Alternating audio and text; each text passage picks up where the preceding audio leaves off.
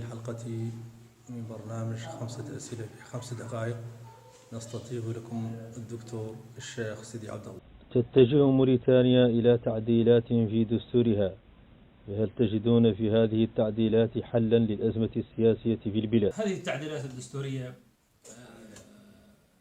لن تغير شيئا من واقع الأزمة الموريتانية. السبب بسيط أنها تعديلات لم يتم الاتفاق عليها بين كل أطياف الطيف، بين كل طيف السياسي الموريتاني، وأنا أعتقد أنها اهتمت بأمور ليست أولوية الآن بالنسبة للمواطن الموريتاني، قضية العلم والنشيد وقضايا أخرى غير ذات أولوية لا تهم المواطن الذي يعاني مشاكل اقتصادية ومشاكل معيشية جمة. أعتقد أن ما يمكنني شخصيا أن أعتبره نقطة ذات أهمية، أو على الأقل يمكن اعتبارها نقطة مهمة في هذه التعديلات، هو القضاء على مجلس الشيوخ. فأنا شخصيا أعتقد أن هذا المجلس بغض النظر عن الأشخاص الذين فيه والذين نحترمهم جميعا، هو كغرفة بعيدا عن الأشخاص الذين يعملون فيه، أعتقد أنه هو نوع من إثقال كاهل للدولة.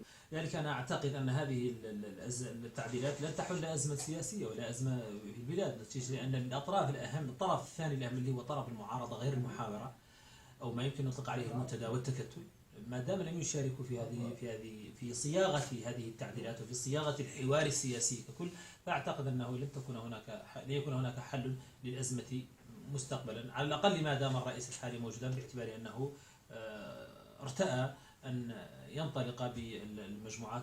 أعلن الرئيس الموريتاني في آخر مقابلة له عبر قناة فرانس 24 عزمه مغادرة السلطة خلال استحقاقات 2019. من المستفيد في نظركم من هذا التصريح في هذا الوقت بالذات؟ جدا مهم جدا أن يحترم أي رئيس بالعالم الاستحقاقات الدستورية التي يمنحها له القانون أو وجوده في السلطة. يعني أعتقد أن تصريح الرئيس بأنه لن يخرق الدستور على الأقل فيما يتعلق بالمأمورية، وأنه سيغادر السلطة تاركا المجال لغيره، والتصريح الأخير الذي صرح به فرانس 24 والذي كان أكثر وضوحا من غيره عندما قال سأدعم أحد المرشحين، أعتقد أن هذا أمر إيجابي لا يختلف عليه لا المعارضة ولا الموالاة، أمر إيجابي ينبغي أن يحسب للرجل.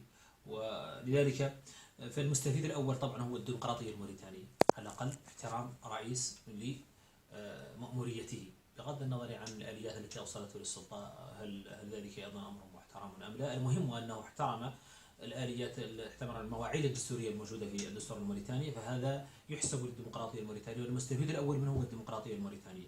في كل حوار سياسي لا بد من أن تكون نتائجه تخدم المتحاورين. في رأيكم بما تخدم هذه التعديلات الدستورية الأطراف المتحاورة؟ السؤال هو يحيل للسؤال الأول. أعتقد أن التعديلات الدستورية لا تخدم طبعا لا تخدم المعارضة ولا تخدم الموالاة، هي فقط أنا أقرب ما يمكن أن أصفها به هو أنها محاولة من الرجل الحاكم الآن الرئيس محمد بن عبد العزيز أن يترك بصمة معينة بعد حكمه، أنه هو الذي غير العالم، هو الذي غير النشيد، هو الذي يعني قضى على مجلس الشيوخ، يعني لم يعد مؤسسة من المؤسسات الدستورية. هذه فقط بعض النقاط التي يفعلها بعض الرؤساء يريدون أن يتركوا مثلا بصمة دستورية معينة تذكر لهم، فالمستفيد الأول من الناحية الإعلامية في هذا الأمر هو الرئيس الموريتاني، وليست المعارضة ولا المعارضة المحاورة ولا حتى تلك التي لم تحاور. كيف تستغل المعارضة غير المحاورة فرصة عدم المساس بالمواد المتعلقة بمأموريات رئيس الجمهورية؟